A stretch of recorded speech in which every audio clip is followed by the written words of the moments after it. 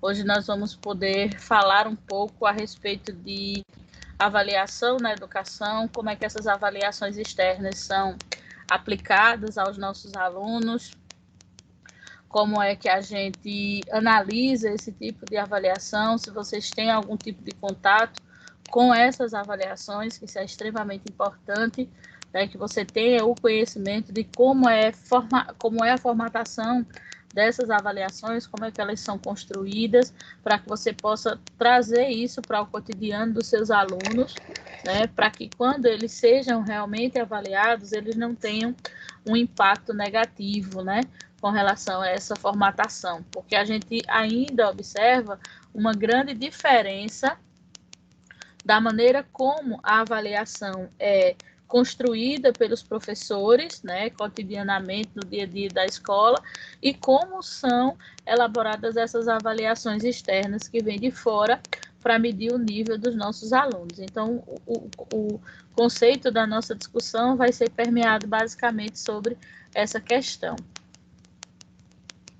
E aí, o primeiro enfoque que a gente observa é que todos estão envolvidos na avaliação, né? Então, a gente tem a equipe gestora, a equipe pedagógica, composta por professores, coordenação, todo mundo, toda a escola se volta para essas avaliações externas. Por quê? Porque essas avaliações externas têm um peso muito grande na escola, né? Não só na escola, como também na questão do município, da Secretaria de Educação, de todo mundo, né? Que aí a gente verifica que essas questões fazem toda a diferença, tá? Com relação a como a gente vai ter os recursos aplicados na escola, como é que esses recursos vão ser trabalhados, ok? Só um minutinho aqui, ok? Então, o que é que a gente observa? Como essas observações são trabalhadas e como é que a gente pode realizar essas questões, né? Como é que essas avaliações são aplicadas para os nossos alunos, o que é que se observa.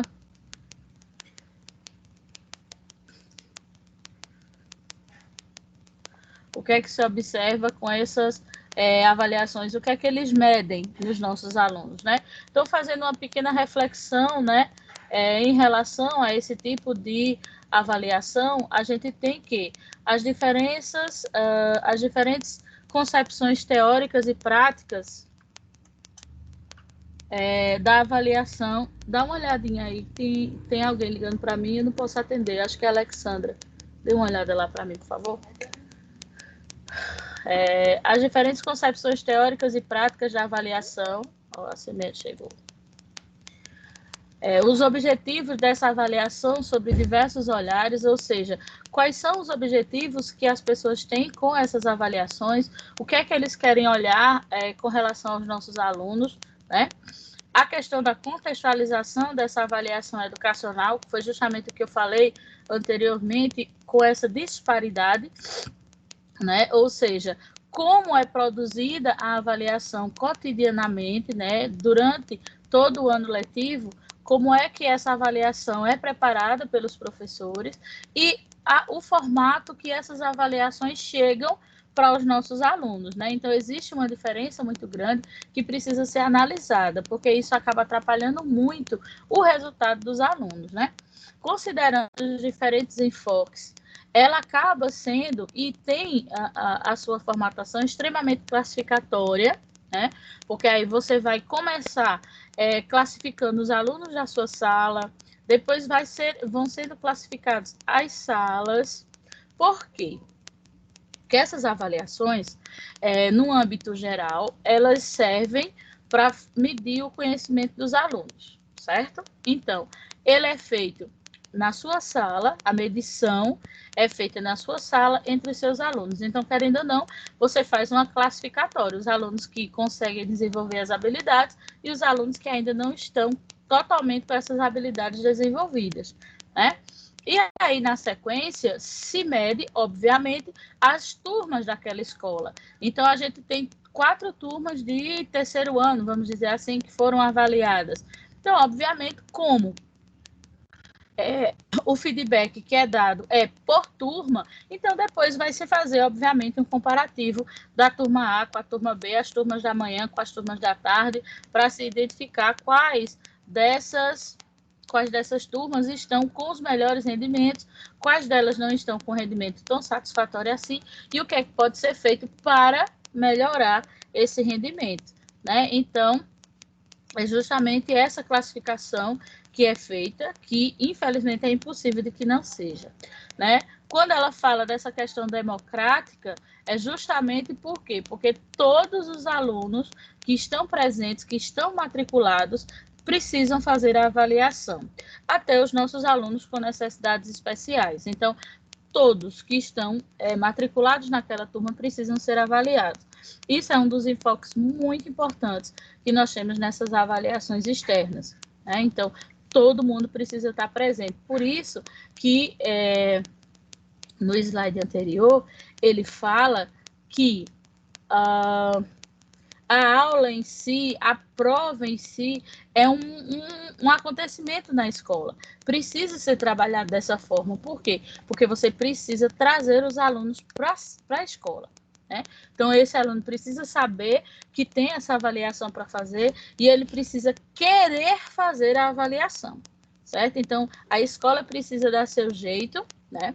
Fazer aí as suas questões particulares para atrair os alunos para a escola, certo? Para que o resultado seja o mais satisfatório possível. E é muito interessante você observar como as escolas vão se adaptando, né, à realidade, porque, querendo ou não, a palavra avaliação tem um peso muito grande sobre os alunos. Então, tem muitos alunos que, por saber que naquele dia é uma avaliação, muitos deles ficam com medo, eles não querem ir para a escola para fazer, certo? Então, a escola precisa desmistificar essa questão, e é muito o que acontece na questão do SAEP, né? Então, na escola que eu trabalho particularmente, e eu acredito que muitas, eu não sei quais de vocês estão inseridos dentro da instituição educacional, nós tínhamos a semana do SAEP, né? Então, assim, o que era que a gente fazia? A gente fazia diversas atividades, preparando os alunos, fazendo simulado, e fazia toda aquela movimentação, colocava balões, colocava cartazes dentro espalhado pelas escolas, né? Que no dia tal nós íamos ter aquelas turmas que eram especiais, que iam fazer aquela avaliação, a gente fazia todo um auê. No dia da avaliação, a gente fazia um café diferente para os meninos, né? A gente prometia o que a gente podia e o que a gente não podia para aquela turma que tivesse o melhor desempenho e tal. Então, assim, querendo ou não, você instiga o aluno a querer estar presente naquele dia, porque ele sabe que naquele dia vai ter algo diferente, que é a avaliação, mas que tem muita coisa que envolve essa avaliação. Então, você preparar um mimo para ele, preparar um café diferente. Então, tudo isso faz com que ele se destaque dos demais, né, que não estão sendo avaliados ainda, faz com que ele se sinta extremamente lisonjeado, né?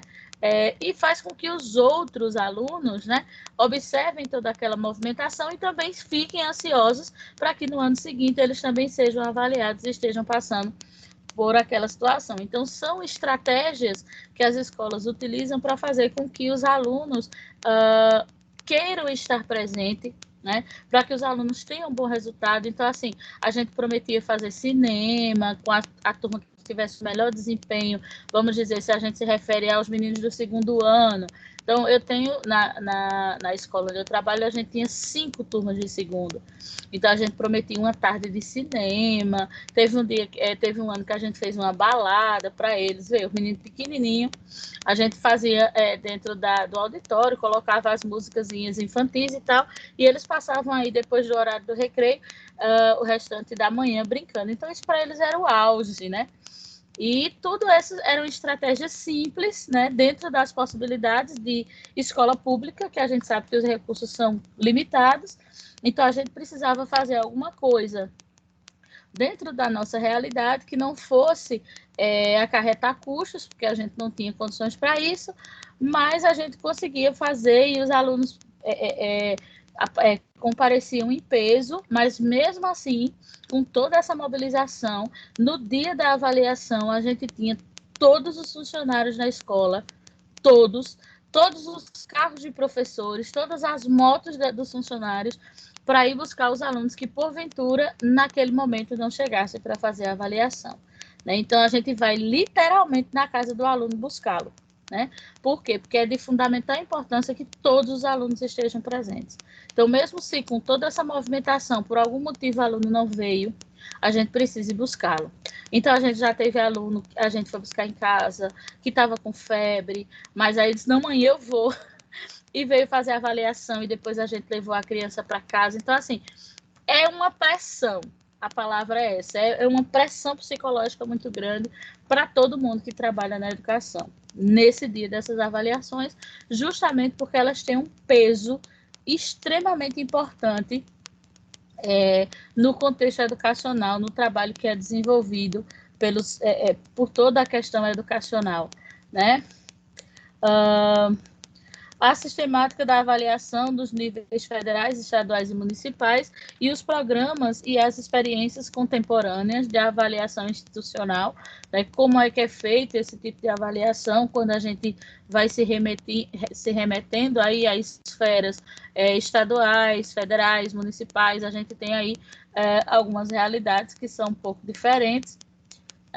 Qual seria o objetivo, né, desse trabalho que a gente desenvolve? Seria analisar as práticas e os fundamentos da avaliação educacional, bem como seus reflexos na dinâmica da sala de aula, da escola e no contexto das políticas educacionais. Então, essa avaliação, essas avaliações externas, né, elas mexem não só com a sala de aula, né? Elas mexem com a sala de aula, elas mexem com toda a escola, né? Todos os funcionários ficam focados justamente nessa questão de controle de todos os alunos que se já chegaram daquela sala, se está faltando alguém, para que a gente possa correr e ir atrás e ver o que foi que aconteceu, por que esse aluno não veio.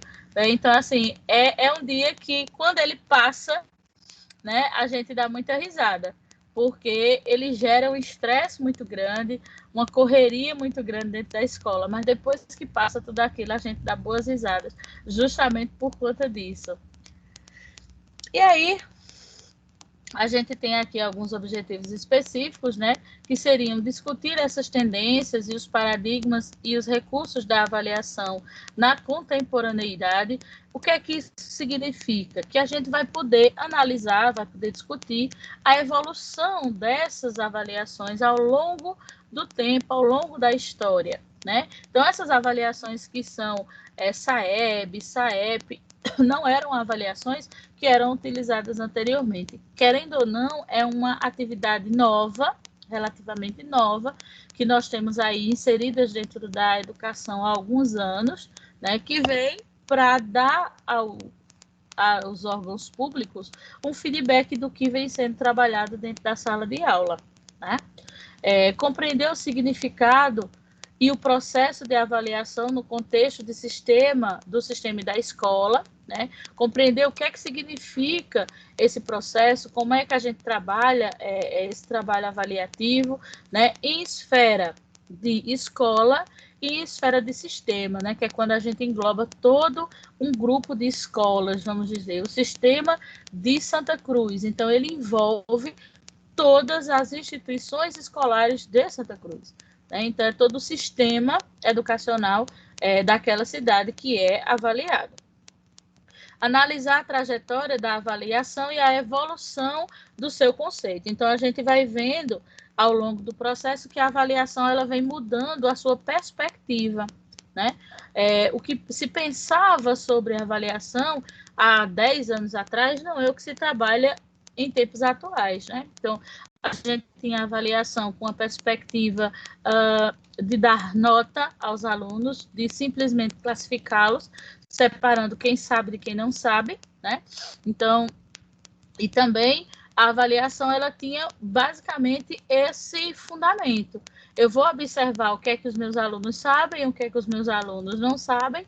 Se eles não sabem, a responsabilidade é deles, eles não aprenderam por alguma falha deles, né? Levando sempre em consideração e jogando a responsabilidade única e exclusivamente no aluno.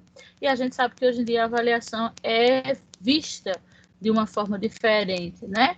Porque a gente tem aí um trabalho onde a avaliação serve não só para a gente medir realmente o que é que o nosso aluno está conseguindo aprender, quais são as habilidades que ele está conseguindo dominar, mas também para que a gente possa fazer uma análise do nosso trabalho. Se o aluno não está conseguindo aprender, por que que ele não está conseguindo aprender? O que é que está acontecendo com aquele aluno, né?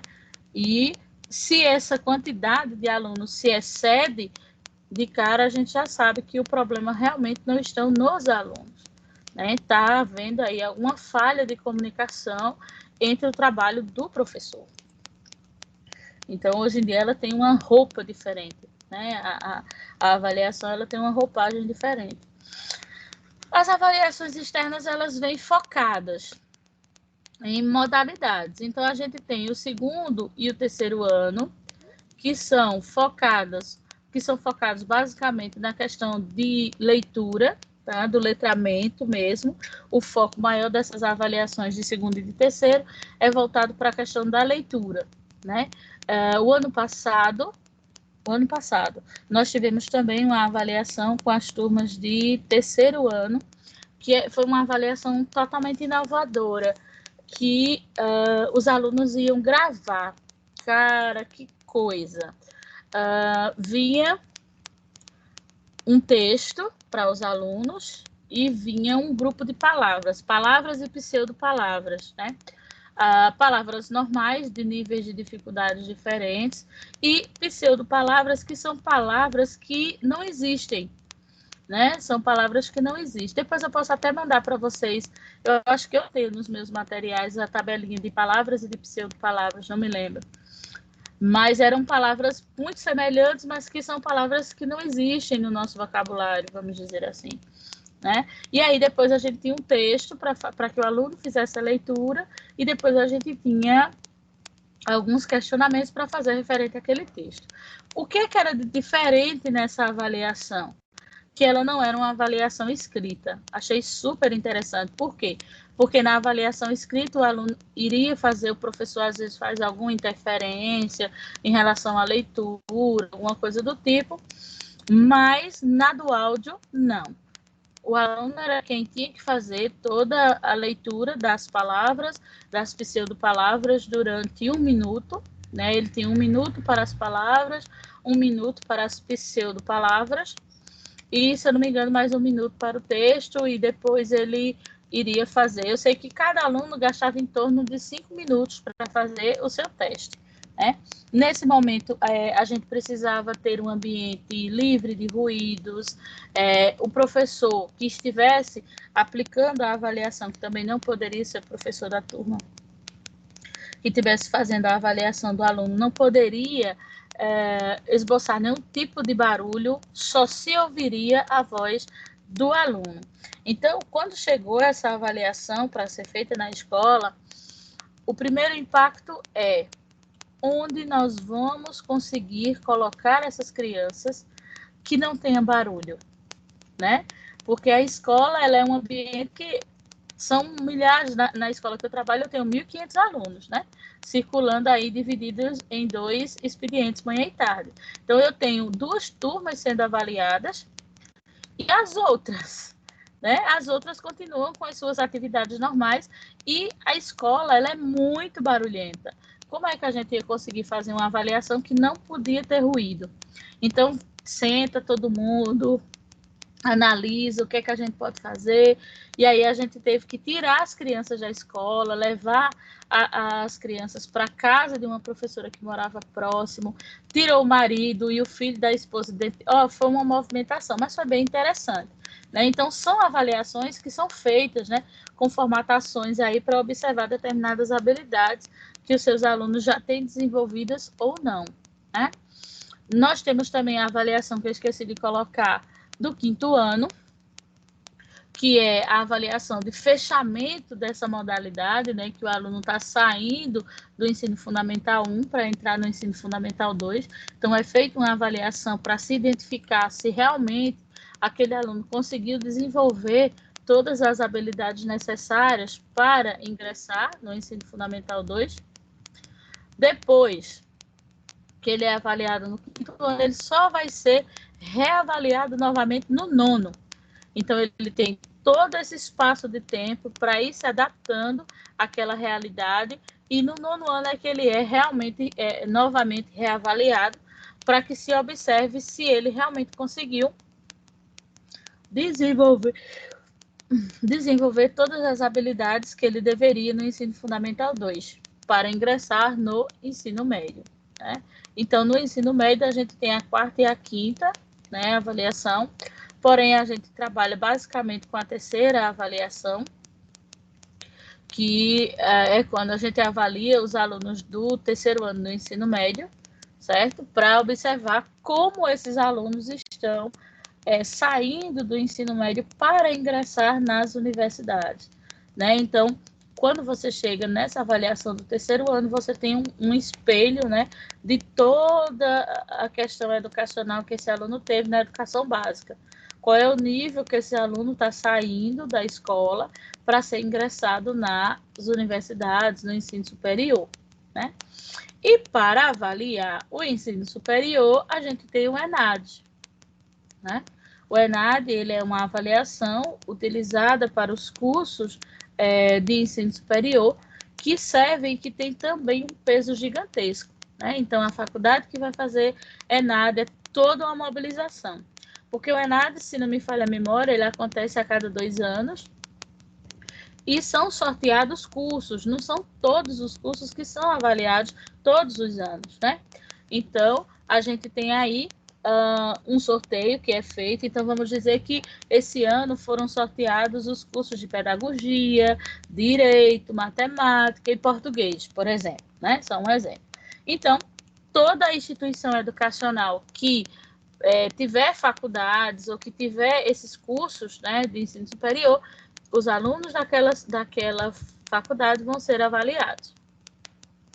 Caso ele tenha uma nota abaixo de 3, porque 3 é o mínimo do mínimo, caso ele tenha uma nota abaixo de 3, a universidade é informada, né, que aquele curso não atingiu o nível mínimo esperado, né, se solicita que ela faça as devidas adequações e no ano seguinte ela é avaliada novamente. Caso essa nota não se eleve, o curso daquela universidade vai ser fechado pelo MEC. Por quê? Porque ele não está suprindo a necessidade básica de conhecimento. Porque como é que esse profissional vai chegar no mercado de trabalho, né? Que nível de profissional está saindo dessa instituição? Então, essa semana mesmo eu postei para vocês, né, que saiu o resultado do ENAD que nós fizemos, a última nota que nós fizemos no ENAD, e que nós, a instituição UNOPAR, somos uma das mais bem avaliadas no curso de pedagogia, né? Nós temos nota 5 no curso de pedagogia, se não me falha a memória, ou é 5 ou é 4, mas se não me engano é 5, no curso de pedagogia. Então, isso é muito bom para vocês, enquanto alunos, ter no seu diploma, né, uma universidade que tem uma nota tão boa, tão alta no curso que vocês estão fazendo, né? Então, isso abre muitas portas no mercado de trabalho, principalmente voltado à questão educacional, onde todo mundo está interligado, né, com esses tipos de informações. Então, você sabe também quando o profissional está chegando de uma instituição, quando ele apresenta um diploma de uma instituição que não tem uma boa reputação ou não tem uma nota tão boa no ENAD. Então, isso pode aí prejudicar você enquanto vida profissional. E favorecer vocês a questão de nós estarmos cursando o curso de pedagogia numa faculdade, numa universidade que tem uma das melhores notas no curso de pedagogia. Essas avaliações são feitas, né, de acordo com a contextualização curricular, né, todas elas são feitas dentro das bases. Diga, Daniel. No caso do ENAD, os alunos que fazem o ENAD, eles são avaliados também por nota ou só é avaliado a instituição em si? É nota. A nota da instituição vem da nota dos alunos. Mas há o caso de reprovação dos alunos? Não. O aluno não se prejudica. Quem se prejudica é realmente a instituição, né? Se por acaso foi feita a avaliação porque no caso não é uma turma só, né? É todos os cursos de pedagogia que são proporcionados pela Unopar que são avaliados, e são os últimos, né? Se eu não me engano, é no 8º período que se faz a prova do ENAD.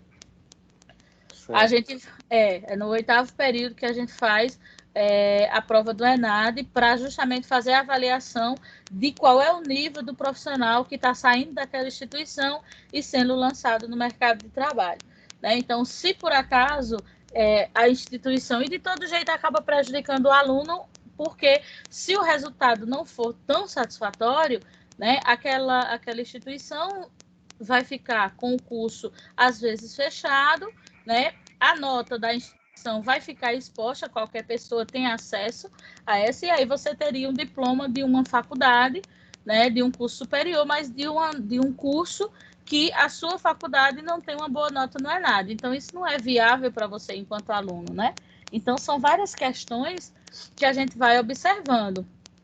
Aí, veja, a universidade, desde agora, veja, vocês estão no 5º e 6º período, não é isso? A maioria de vocês são 6º, não é assim? Sim. Então, a partir de agora, vocês já começam a trabalhar com o desafio nota máxima, que é uma preparação para o ENAD.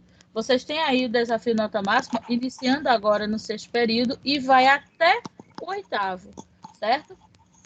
E no que consiste o desafio nota máxima? O desafio nota máxima, ele vem trabalhar com você uma revisão continuada dos aspectos que você teve mais dificuldade no seu curso até agora, né? Então, se você já teve acesso ao seu, você vai observar que você tem um questionário, que é um diagnóstico, né? Que tem lá uma gama de perguntas para você responder, e as suas listas de atividades que vão ser geradas semanalmente, elas vão ser de acordo com aquele seu exercício diagnóstico.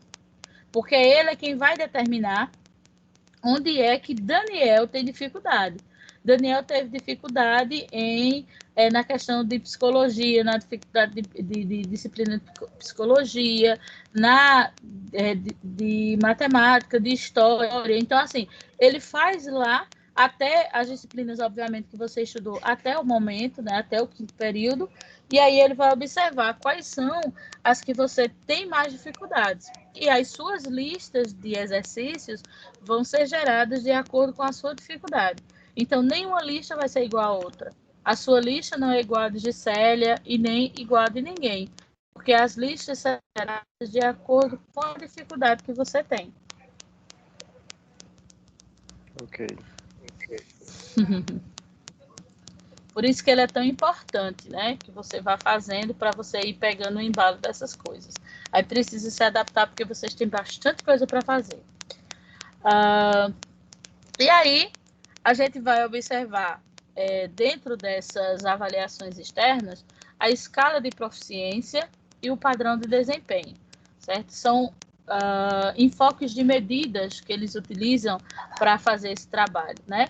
A escala de proficiência orienta o trabalho do professor com relação às competências que seus estudantes desenvolveram, tá? Então, veja, essa escala de proficiência, utilizada nas avaliações externas, trabalha da seguinte forma. Nós temos o nível básico, o nível elementar e o nível desejável. Cada um desses níveis tem aí explicando as habilidades que os alunos dominam, né? O nível básico é o nível mais fraquinho que nós temos. É como se o aluno tivesse ali num 3º ano e tivesse ainda conhecendo vogais, conhecendo consoantes, juntando encontros vocálicos, que isso não é uma habilidade que ele desenvolva no 3º ano, né? No 3º ano ele já tem que estar lendo, produzindo, né? Então, veja que disparidade. Então, no no básico, né, ele está no começo do processo. Então, ninguém quer seus alunos no nível básico, porque aquilo mostra, para você ter uma ideia, o nível básico, se não me falha a memória, ele é vermelho, né? A sinalização dele é vermelha, porque aí é um sinal de alerta, porque aqueles alunos estão numa situação muito complicada e é necessário que você faça alguma coisa para ajudar aqueles alunos que estão no nível básico. Os que estão no nível elementar são alunos que estão dentro do conhecimento correto, um pouco abaixo ainda do que deveria, mas estão evoluindo corretamente de acordo com a sua idade.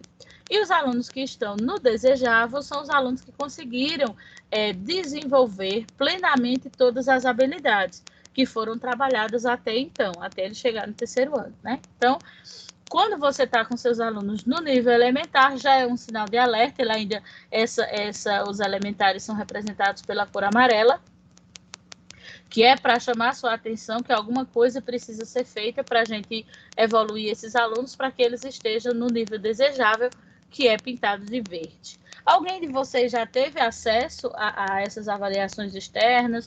Já viu uma avaliação do SAEP? Já viu esse tipo de escala de proficiência?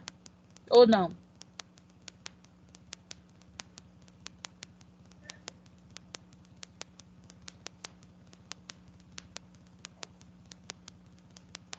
Sim, né? Foi a avaliação do CIEP, que é uma avaliação externa daqui de Pernambuco, né? E no caso o Enem. Pronto, então no caso de nível básico, você só viu uma do CIEP? Sim, o CIEP e a Prova Brasil. Então aí você já tem uma noção de como é a formatação dessa avaliação, né? Então, um dos debates que a gente conversa muito em sala de aula é justamente que o professor mude a sua formatação de avaliação, né? Para que a gente possa encaixar esse tipo de formatação que envolve questão de leitura, de interpretação, né, dentro da prova normal que os alunos já fazem ao final de cada semestre e tal, para que ele possa ir se acostumando com esse tipo de formatação, de avaliação, né? Então, isso é uma coisa que a gente, dentro da escola, fica sempre de olho, pedindo, né, aos professores que tentem melhorar a qualidade dessa avaliação, mas ainda tem professores muito arcaicos que têm muita dificuldade de se inovar, de procurar o novo, de procurar o diferente. Até porque as avaliações do CIEP, do SAEB, essas provinhas Brasil, todas elas que já foram aplicadas em anos anteriores, a gente encontra com a maior facilidade na internet, em PDF, dá para você pegar várias avaliações, montar a sua, toda baseada naquele padrão, né? Elas são separadas por descritores. Então, se eu estou trabalhando descritor D2 e D3 de português ou de matemática, então eu vou pegar uma avaliação que esteja trabalhando só com esses descritores. Então, hoje a internet, se usada de maneira correta, ela é uma ferramenta muito rica para o professor, certo? Mas aí o professor ele precisa estar disposto, né? Ele precisa querer aprender também, né? Porque tem muitos professores que têm muita dificuldade com essa questão tecnológica. Então é uma questão que precisa mudar, mas tem muitos professores que não estão dispostos, né? Então, aí a gente esbarra nessa questão que é necessário conversar com esse professor, é necessário mostrar a ele a importância dessa melhoria para ele e para o próprio trabalho dele.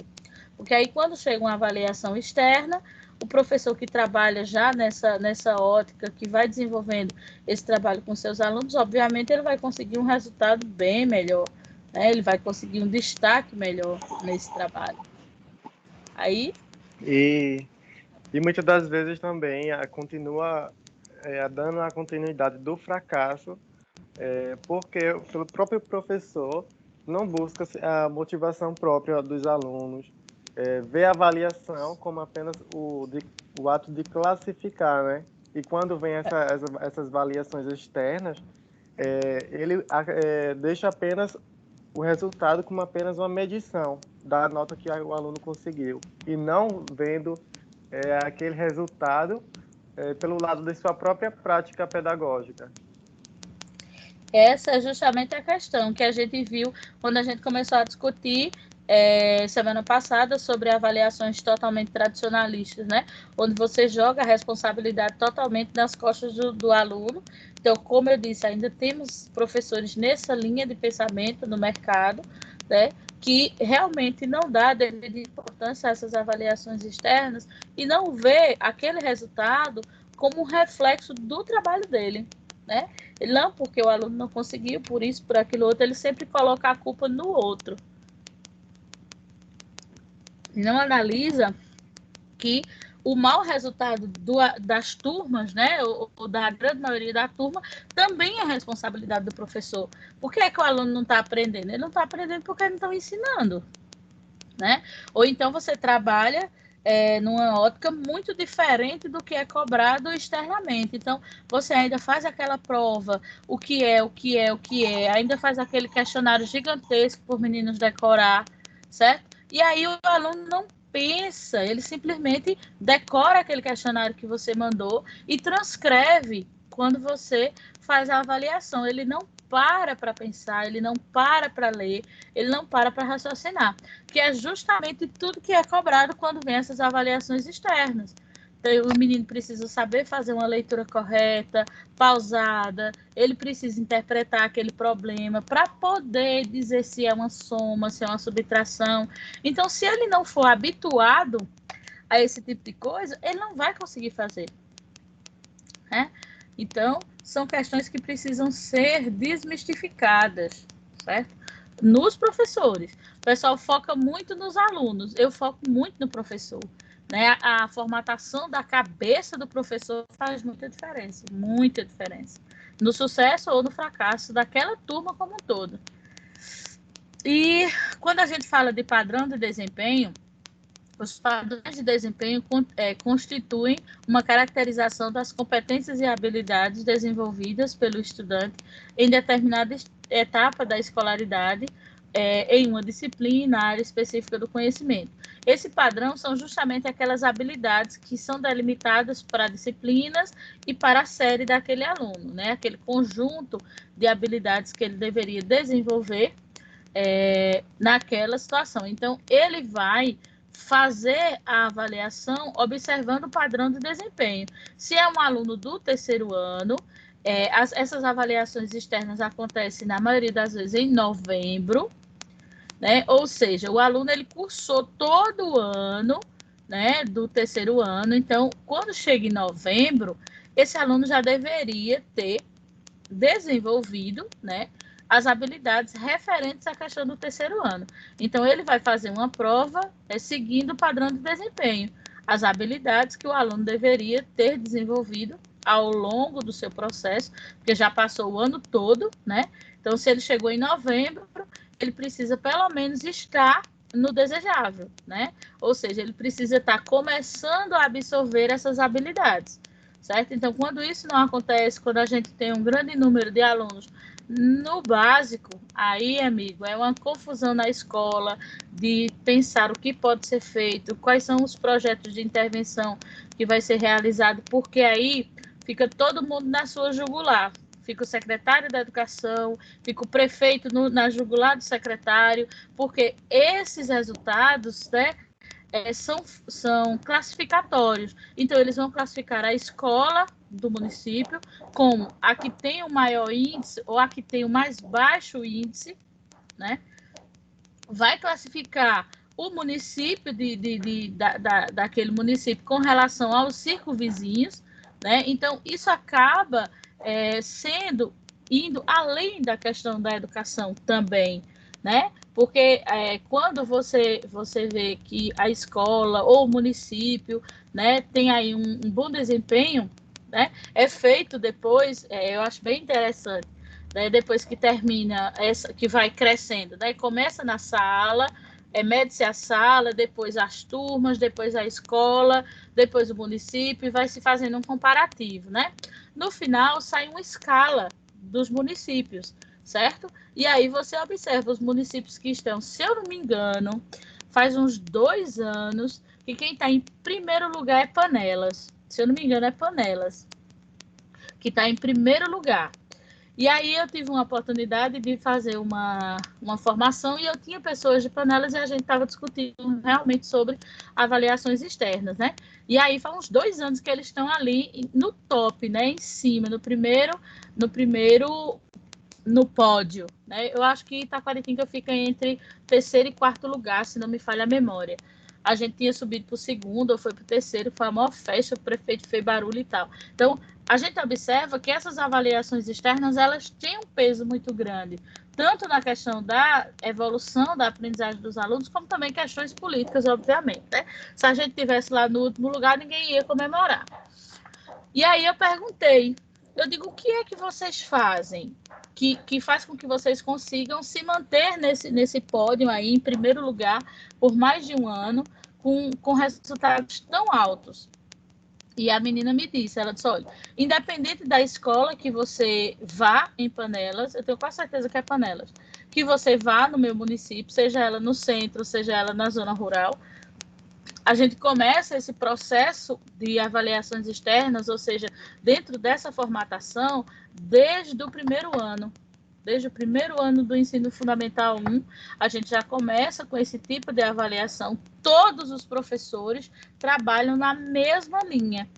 Então, a gente vai direcionar o nosso trabalho, trabalhando focado nas habilidades que ele precisa desenvolver, e são feitos muitos trabalhos justamente com aqueles alunos que não conseguem desenvolver as habilidades na mesma rapidez que os outros, né? Porque isso é normal. As crianças têm níveis diferenciados de habilidade e de rapidez de aprendizagem. Então, lá na escola, né, no município, eles trabalham com o geral, com as crianças de um modo geral, mas sempre tem aqueles alunos que têm um pouco mais de dificuldade, que aprendem de maneira mais lenta, e aí eles têm também trabalhos pedagógicos que são feitos, apoio às famílias, apoio aos pais, atividades paralelas com aquele grupo de criança para tentar puxá-los junto com os outros, né? Então, assim, eu achei encantador a forma como ela falou a respeito dessas avaliações, da forma como elas são vistas no município, e o foco deles é muito nisso, entendeu? Então, aí o resultado deles é muito bom, já faz uns 2 anos. Esse ano eu não tive a oportunidade de ver ainda a classificação com relação aos municípios, para ver se eles ainda continuam no pódio. Mas é bem relacionado a essa questão, aí é o foco.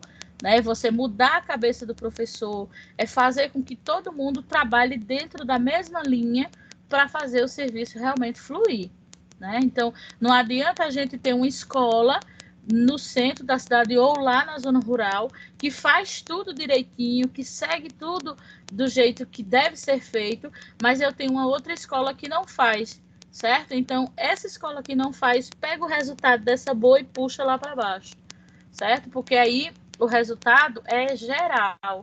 Eu vou juntar o resultado de todas as escolas, vou tirar uma média com relação a todas as escolas daquele município. Né? Então, por isso que todo mundo precisa estar na mesma página, vamos dizer assim, né? Focado na mesma coisa. Porque quando não, eu estou fazendo o meu aqui, me esforçando, mas aí é o pessoal que tem uma outra escola, não está fazendo um bom trabalho, não está fazendo o que deveria fazer. Quando sai o resultado, essa escola que está aqui embaixo puxa essa outra lá para baixo. Né? Então, isso assim, querendo ou não, é um pouco injusto, né? Mas é assim que acontece. Então, é uma forma de chamar a atenção para que os governantes observem que todo mundo precisa estar seguindo a mesma linha, a mesma ideia e realizando o mesmo trabalho, para que a gente consiga realmente avançar na questão educacional. Ai, deixa eu tomar uma aguinha. Vamos começar fazendo a correção da atividade de hoje, né?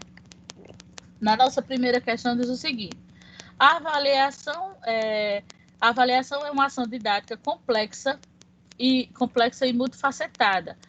Devemos compreender que ela ocorre em diferentes esferas da educação, onde temos a unidade escolar, a avaliação da aprendizagem, a avaliação institucional, que se relaciona ao coletivo escolar e não apenas ao aluno, e a avaliação no sistema escolar, que acontece ao analisar um conjunto de escolas ou e as avaliações externas. Vamos traduzir isso aqui que está meio enrolado. Quando ele fala que a avaliação é uma ação didática, que precisa acontecer durante o desenvolvimento da aprendizagem daqueles alunos, ela é multifacetada porque existem várias etapas e várias facetas da avaliação que vão sendo avaliadas ao longo do processo, e é preciso entender e compreender que ela ocorre em diferentes esferas, né? Então, a gente faz uma avaliação institucional, que é uma questão muito pertinente, que algumas instituições não realizam. Uma avaliação institucional é quando os alunos avaliam toda a escola. Esses alunos são os protagonistas da situação, né? É para eles que nós trabalhamos, é sobre eles que nós jogamos toda a responsabilidade. Por que que esses alunos nunca são ouvidos? Por que que esses alunos não têm a oportunidade de votar e de dizer ou de falar a respeito da qualidade do professor que dá aula a ele, né? Então, a avaliação institucional é quando você abre e dá voz aos seus alunos, né? Sem precisar que ele diga, olha, fui eu que disse isso. Não. Se faz uma avaliação onde você vai medir questão de limpeza da escola, a questão da merenda ofertada, a forma como os funcionários trabalham e tratam esses alunos, a forma como os professores desenvolvem o seu trabalho em sala de aula, qual é o professor que realmente faz o seu trabalho como deveria fazer. Porque aí você vai... Alguns professores ficam muito zangados. Mas a avaliação institucional, ela serve para dar um choque, né? Então, ano passado, eu fiz a avaliação institucional com os alunos. Na grande maioria das vezes, você faz com alunos do ensino fundamental 2, porque já são adolescentes e pré-adolescentes, e eles já têm um conhecimento um pouco mais amplo com relação a isso. E aí você deixa aberto para que esse aluno fale, ele diga como é que funciona a limpeza da escola, se realmente é satisfatório ou não, o que é que precisa melhorar. Então, muitas coisas você, enquanto gestão, não vê, porque toda escola tem muita coisa para fazer. Então, tem muita coisa que você não consegue ver. E o resultado de uma avaliação institucional é riquíssimo. E precisa ser dado feedback aos funcionários, né? Se o aluno, se a gente, depois que faz a média, que faz tabelas, que faz gráficos, se a maioria daqueles alunos acha que a limpeza da escola não está como deveria ser, então a equipe de limpeza precisa ser chamada a atenção para ver o que é que está acontecendo, né? E depois é necessário que seja dado feedback para esses professores. Eu lembro que eu fiz uma reunião particular com cada um dos professores, mostrei o resultado, digo, olha, os seus alunos lhe veem dessa forma, né? É dessa forma que seus alunos lhe veem. E aí fica a seu critério você fazer um feedback a respeito do seu trabalho enquanto profissional da educação, né? Tanto que os alunos elogiavam, também como tinham vários que recebiam críticas muito pesadas. E o professor precisa saber que ele é visto dessa forma pelos olhos dos seus alunos. Então, essa avaliação institucional, se for trabalhada de maneira correta, ela dá um baque, dá um choque muito favorável na escola. Falando sobre essas questões de avaliação como um todo, de contexto, avaliação de sistema institucional, avaliações externas, vamos ver o que é verdadeiro e o que é falso relacionado a isso. Analisa as afirmações como verdadeiras ou falsas. A avaliação, portanto, deve se relacionar a alguns pontos específicos, como está relacionada a uma concepção pedagógica, pois a avaliação externaliza a forma como compreendemos o processo de construção do conhecimento. Está corretíssimo, né? A avaliação é uma forma da gente colocar para fora, né, as nossas opiniões, é a forma da gente colocar para fora o que a gente sabe, né? Porque quando eu faço uma avaliação externa, eu estou colocando para fora o conhecimento que o professor me deu ao longo do meu processo. É uma forma documental de você provar o que realmente aquele aluno sabe ou não fazer, né? A avaliação relaciona-se com as formas de interação entre professor e aluno, porque se a prática docente é autoritária, a avaliação será classificatória e seletiva. Isso também está correto, né? Você faz ou fazer a relação, né, da avaliação como um feedback para o professor. A avaliação, ela não é focada e nem serve só para o aluno. Ela serve para que você analise o que o seu aluno conseguiu aprender, mas ela serve para que você, enquanto professor, faça um feedback sobre a sua prática pedagógica. Como é que está o resultado da minha turma? A grande maioria está conseguindo aprender, então você está fazendo um trabalho bacana.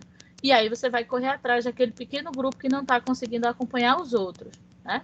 Agora, se a grande maioria da minha turma não aprende, o que é que está acontecendo? Eu preciso voltar, eu preciso ver a minha prática, eu estou fazendo alguma coisa errada, que eu não estou conseguindo chegar até os meus alunos. Pode ser a sua forma de fala, pode ser a sua forma de explicação, tem alguma coisa que não encaixou, né? Você está tentando, está fazendo o seu melhor, mas não está chegando para quem deveria. Então, a gente precisa mudar e mexer o doce da gente para fazer diferente.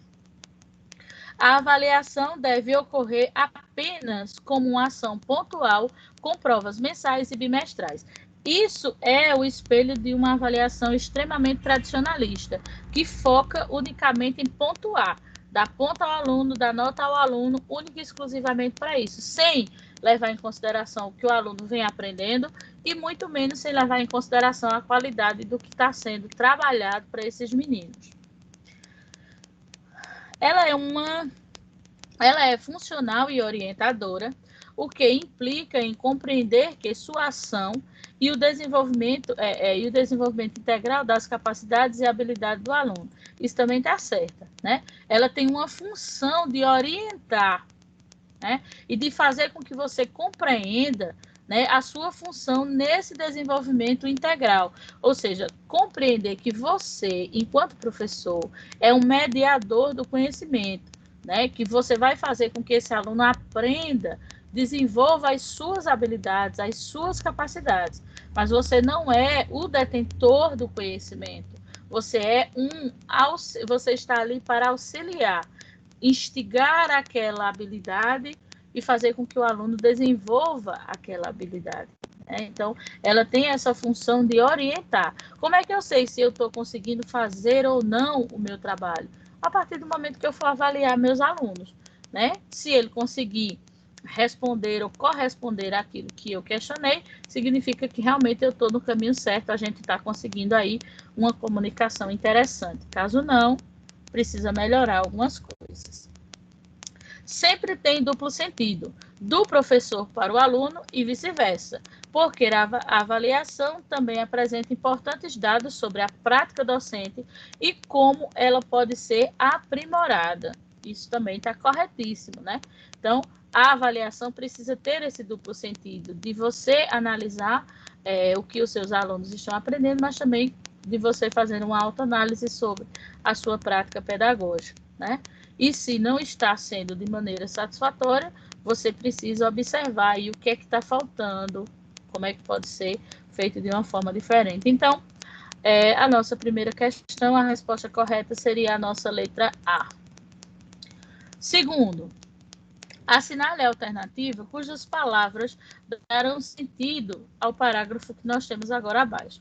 A avaliação formativa possibilita que o professor acompanhe e interfira dialogicamente no processo de aprendizagem do aluno, a fim de que atinja os objetivos esperados, ou melhor, não visa somente resgatar como prática avaliativa a função formativa e processual, mas também o processo de ressignificação da avaliação, certo? Então, essa avaliação formativa possibilita que o professor esteja sempre acompanhando a evolução do aluno e, caso esse aluno não esteja evoluindo, que esse professor possa interferir nesse processo, né? Tentando fazer com que os alunos consigam atingir os objetivos.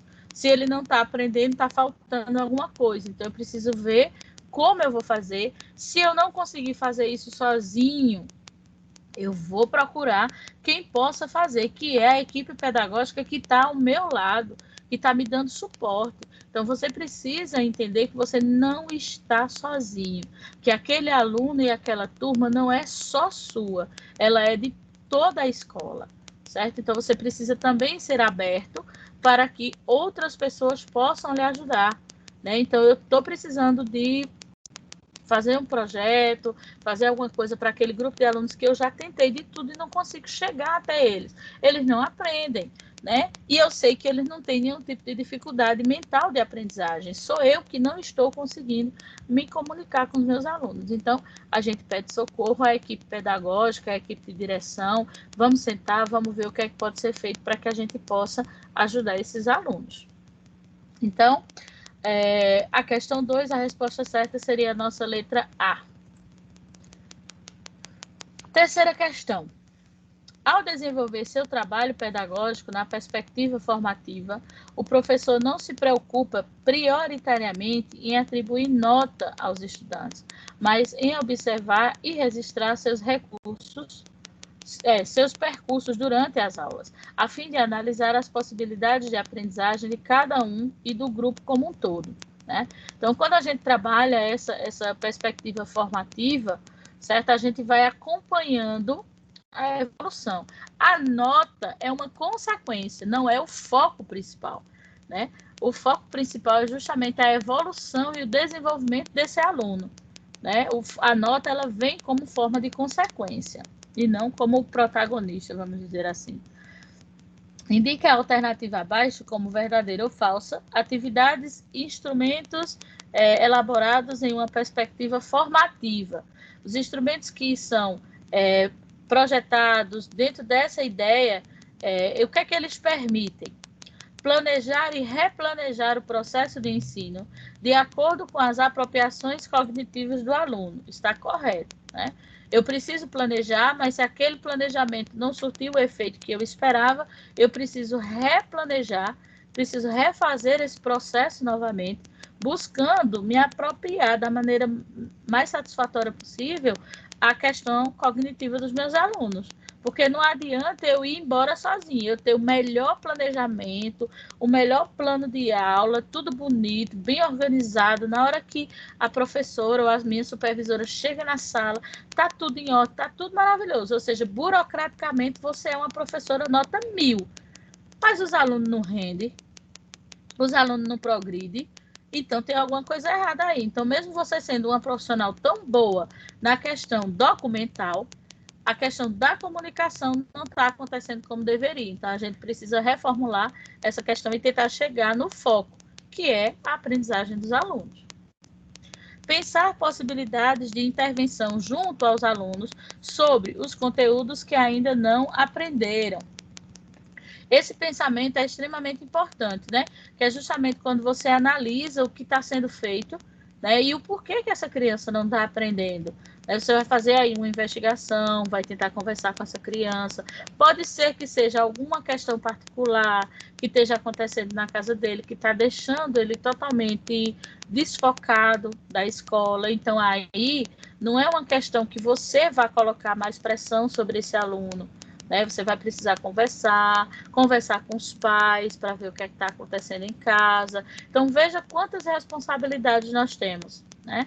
Porque muitas vezes está acontecendo algumas situações em casa e a criança não consegue se concentrar. Ela é uma criança normal, que aprende perfeitamente bem, porém, aquela situação em particular está fazendo com que ela não consiga se concentrar. Então, o problema não é a escola, não é o professor. O problema está vindo de casa. Então, a gente vai direto na ferida. Chama os pais, conversa, olha, está acontecendo alguma coisa, a criança está falando que está acontecendo. Por conta dessas questões que estão acontecendo, ela não está conseguindo produzir. Vamos ver o que é que a gente consegue fazer, né? Então, existe aí uma ligação muito grande, um elo muito grande. Colher informações periodicamente sobre a aprendizagem desses alunos, isso aí, essa coleta a gente faz até visualmente, né? E durante o feedback que a gente tem com relação às próprias atividades desenvolvidas por eles, atividades de classe, de casa, a gente consegue analisar essa questão bem evolutivamente, bem nitidamente, vamos dizer assim. Documentar de formas múltiplas e alternativas os avanços da aprendizagem dos discentes. Como é que o professor se documenta, né? Como é que você registra essa evolução dos seus alunos, né? Então, a gente teria aí a avaliação, obviamente, escrita, que é uma forma de evolução, de demonstrar a aprendizagem dos alunos, mas você também teria esse tipo de registro feito através de vídeos. Eu até questionei os alunos da turma de ontem, quando eu disse a ele, eu digo, olha, se eu quisesse fazer hoje um feedback de vocês, só era necessário eu pegar um vídeo, né? Porque eu sempre gravo a apresentação dos portfólios de vocês, só era necessário que a gente pegasse um vídeo da primeira apresentação do portfólio que vocês tiveram comigo e eu comparasse com a última que nós fizemos. Aí eu tinha uma evolução muito clara e nítida da evolução corporal de vocês, da evolução linguística de vocês, né? Então, tudo é forma de registro. Que eu vou passar vergonha. Eu achei engraçado, porque quando eu dei esse exemplo ontem, as meninas também disseram, não, professora, por Nossa Senhora.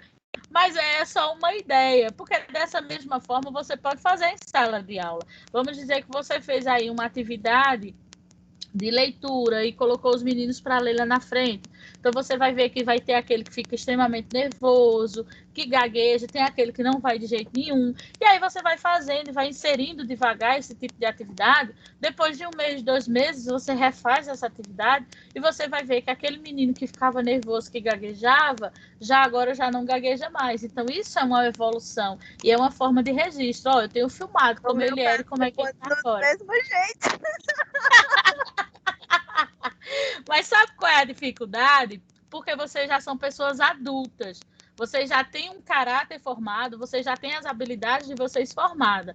Eu posso trabalhar em outras coisas, mas mesmo assim a gente consegue evoluir bastante coisa desde de conversa. Mas com as crianças é mais nítido, porque como a criança ela é muito aberta, né, então você consegue fazer com que mesmo aqueles que são mais encabulados, eles vão vendo os outros e eles vão acabar indo também. Né? Então, com a criança, a gente consegue ter isso de uma maneira mais clara. Mas de vocês eu consigo também, eu já vejo muitas evoluções desde conversa. É porque realmente tem gente que é extremamente nervosa, aí fica difícil. A primeira coisa que a gente precisa é controlar esse nervosismo. Eu só engasgo, eu não falo, eu não respiro, eu já morrendo. Agora, sabe o que é bom? Porque, veja, todo esse nervosismo faz com que você entenda muito bem cada um dos seus alunos que tiverem um medo muito grande de ir lá para frente. Porque você é aquela criança, você entende o que é que ela está passando.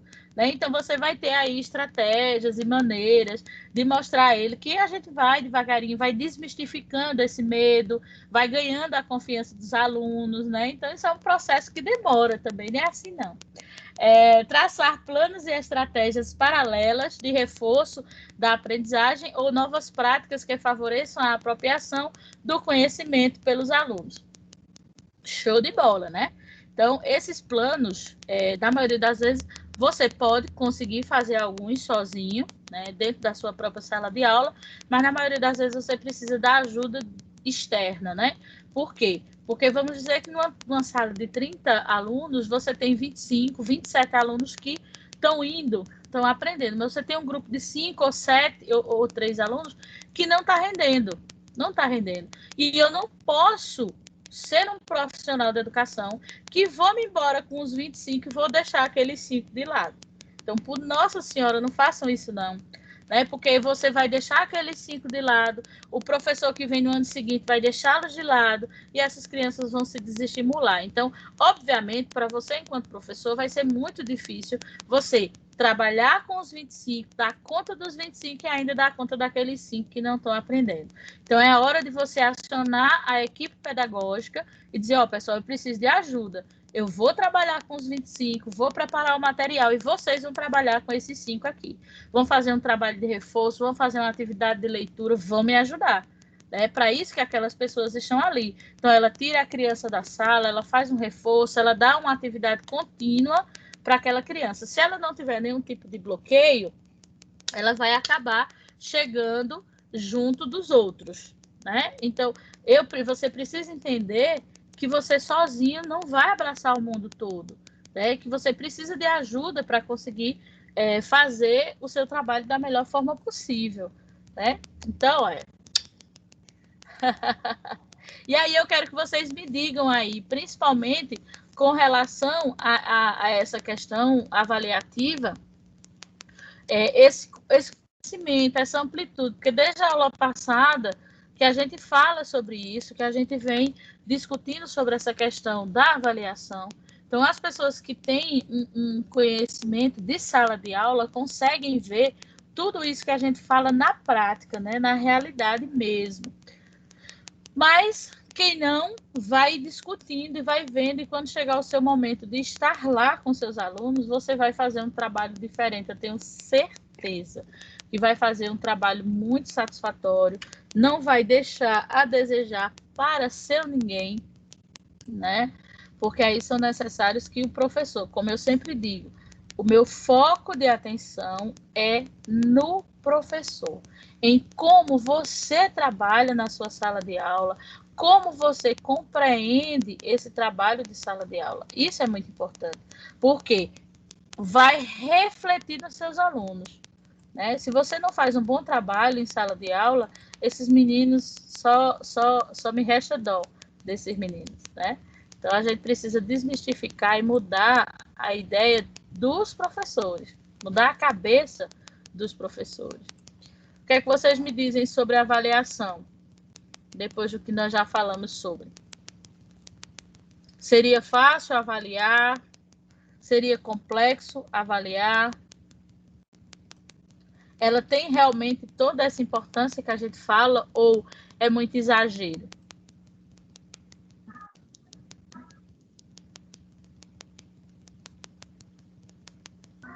Eu acho a avaliação importante e, assim, fácil avaliar não é.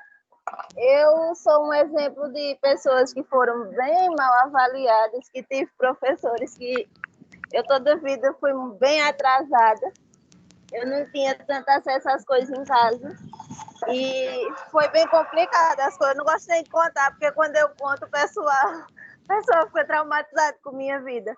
Mas a avaliação que eu recebia sempre foi por nota. Aí eu pretendo ser uma professora diferente disso, bem diferente. Que bom, que bom. E Mas isso aí, que no Gilmere caso, colocou, né? De sempre ser avaliada por nota, e é muito importante essa questão da avaliação como um todo, de nós como futuros docentes, buscar as novas concepções de avaliação, porque se ficarmos na passividade, parados, quando nós estivermos atuando como professores, essas práticas avaliativas tradicionais e punitivas, autoritárias, nós seremos o espelho e futuramente iremos aplicar da mesma forma que nós tivemos essa experiência ruim com nossos alunos. não espere nada. Vai. Eu acho assim muito importante essa questão da avaliação, porque a avaliação, a gente estamos sempre em avaliação, né? A gente estamos sempre crescendo como pessoa. Então, a partir do momento que a gente estamos focado ali no aluno, vendo que ele está se desenvolvendo, a gente também estamos aprendendo com ele. A gente estamos aprendendo ele desenvolvendo nessa área, eu posso melhorar nessa área também. Aí você, tanto o aluno como o professor, eles são avaliados. Tanto o aluno aprende como professor, quanto o professor ele vai aprender com o aluno. Vai ver aonde ele pode crescer mais, desenvolver mais, para fazê-lo aprender ainda mais. A gente estamos sempre crescendo e se avaliando. Esse papel... Eu tive. Eu sou enxerida, estou cortando todo mundo. Eu tive assim... desculpa, que é porque eu tenho que falar isso, senão eu me esqueço. Eu tive uma formação que era assim, o professor ele tinha razão, até porque até a quarta série eu só estudei com minhas tias, aí é bem difícil você ter razão. É triste. Elas tinham sempre razão e elas estavam certas, eu não podia dizer nada. E quando eu fui para estudar com pessoas que não eram minhas tias, era do mesmo jeito. E quando eu cheguei aqui em Santa Cruz, que eu fui fazer cursinho pré-vestibular, porque eu passei muito tempo fora da escola, eu no cursinho encontrei um professor, que alguns vinham de Campinas e outros eram daqui. E ele era exatamente a mesma hierarquia. Só ele tinha razão, só ele falava, ele não deixava os alunos falar, não. Um menino aí bateu de frente com ele e disse assim, eu lembro perfeitamente disso, faz muitos anos eu lembro. Ele disse assim, mas você sabe que esse tipo de modalidade está ultrapassado, negócio assim. Aí ele disse, enquanto eu estiver aqui de pé, a razão é minha, a voz é minha, desse jeito. Nossa. Ele não me viu nem pesou, ele disse desse jeito. Ele disse, quem manda aqui sou eu. Aí foi chamar diretor, teve um bafafá danado desse dia. Mas ele disse isso e eu encontrei pessoas aqui já depois de crescida, fazendo cursinho para vestibular. Eu pensei que essas pessoas tinham uma mentalidade diferente e encontrei com a mesma mentalidade. Olha, o que Gisélia disse é justamente essa formatação de professor, né, nessa nova modalidade, onde você é mediador, né, onde você está ali junto com seus alunos, aprendendo junto com eles, obviamente, buscando cada vez mais melhorar a qualidade do seu trabalho para atingir da melhor forma possível esses alunos. Já nesse relato de Gilmere, a gente observa que muitos de vocês, eu também, aprendi nessa maneira autoritária, onde a gente não tinha voz de forma alguma. Então, o professor, ele era quem dava as ordens. Maria, se chegasse um recado em casa de um professor, a gente já saía apanhando desde casa, sem saber nem o que era que tinha acontecido, né? Então, assim, existia realmente uma autoridade muito grande dada ao professor, que hoje em dia eu sempre digo que o extremo é muito ruim. Então, naquela época se dava autoridade demais ao professor, hoje em dia a gente não tem autoridade de jeito nenhum. Então, a gente precisa achar aí um meio termo. Mas, como eu disse, desde a aula passada também, a gente ainda tem muitos profissionais, como esse que Gilmere disse, inseridos dentro do mercado de trabalho, que fazem com que a escola tenha ainda muita dificuldade para trabalhar, porque são professores que não aceitam. Veja que a fala dele foi muito ferrenha. Enquanto eu estiver em pé, quem manda aqui sou eu. Então, assim, é muito complexo, né? Porque, assim, não é uma questão de mandar, porque eu mando em quem? Em escravos, em empregados? Como é isso? Né? E dentro da escola, dentro da sala de aula, isso não pode acontecer. Né? Então, eu não tenho esse poder. Eu estou aqui para trocar informações com vocês. Então, o professor ele já tem que entrar desarmado. Né? Então, eu não sou a pessoa que tem o maior conhecimento. Senão, eu estava ganhando dinheiro na NASA. Não estava aqui dando aula a vocês. Né? Ganhando alto salário lá na NASA. Então, a gente está trocando experiência. Eu sei um pouco mais porque eu estudei um pouco mais, mas vocês têm muita vivência de vida que pode trocar e me tornar um profissional melhor, né? Então, assim, quando você chega com humildade, então eu tenho, infelizmente, muita pena desse professor, né? Porque aí ele está assassinando uma quantidade de alunos gigantesco durante a história de vida dele, né?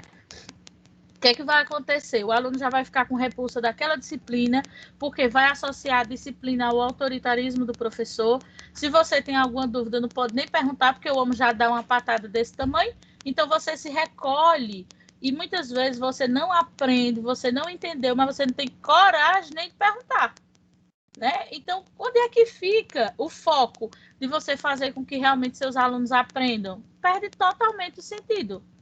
Porque aí o foco não é no aluno, não é no que ele está aprendendo. É totalmente surreal esse negócio. Ô, professora, e é questão assim também de caráter, né? Porque por mais profissional que a pessoa seja, ela vai estar levando o caráter dela para dentro da aula, né? Então, Exatamente. Por mais professor que ele seja, por mais estudo que ele seja, o caráter dele, a índole dele, vai estar transmitindo ali para os alunos, que nem médico, né? A gente conhece vários médicos que são um amor de pessoa, né? E tem outros que já são brutos, ruins, porque isso vai do caráter. Por mais que ele esteja um entendimento, seja maduro, por mais ruim ele vai ser, entendeu? Porque é do caráter da pessoa, está embutido no caráter, aí leva a disciplina, os alunos nem vão aprender e ele nem vai se desenvolver como pessoa, porque está no caráter dele.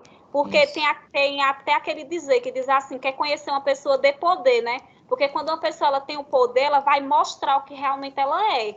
Então, ali ela está fazendo o caráter dela. Aí é perdida a profissão. Infelizmente, a gente encontra bastante essa questão aí envolvida nessas realidades e é como eu digo a vocês, eu quero formar vocês para que vocês sejam diferentes do que tem aí no mercado lá fora. Que vocês tenham uma visão diferente da educação, que vocês visem a educação para quem realmente interessa, que é os nossos alunos.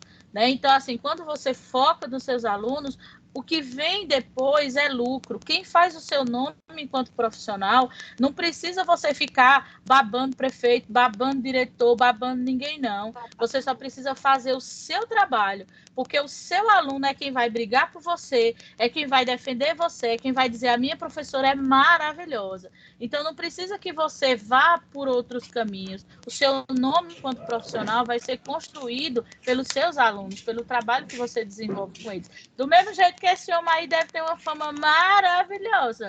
Esse homem bem mansinho aí, que Gilberto disse aí. E nesse caso, desse docente, ele utiliza a prática dele pedagógica como uma forma de oprimir, né? Uma forma autoritária. Isso né? mesmo. E jamais a educação deve ser utilizada para a repressão. Né? Como diz Paulo Freire, né?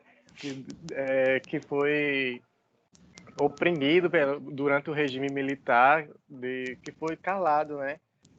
E, infelizmente, encontramos isso.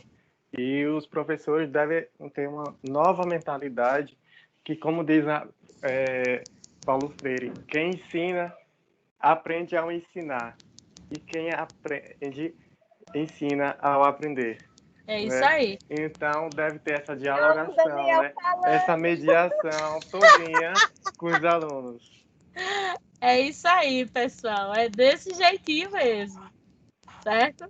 Olha, por favor, tirem fotos da nossa tela, porque aparecem as imagens de vocês. Para mim, não aparece. Tirem a foto aí de vocês no print ou no computador. Mande para o grupo, por favor, que depois eu preciso mandar para lá. Então. Não vou mentir, não. Meu celular é novo, eu não sei fazer print dela ainda. Mas pelo menos você não vai pedir tira. Ah, mãe, eu passo uma semana passando a mãe, o celular não printa.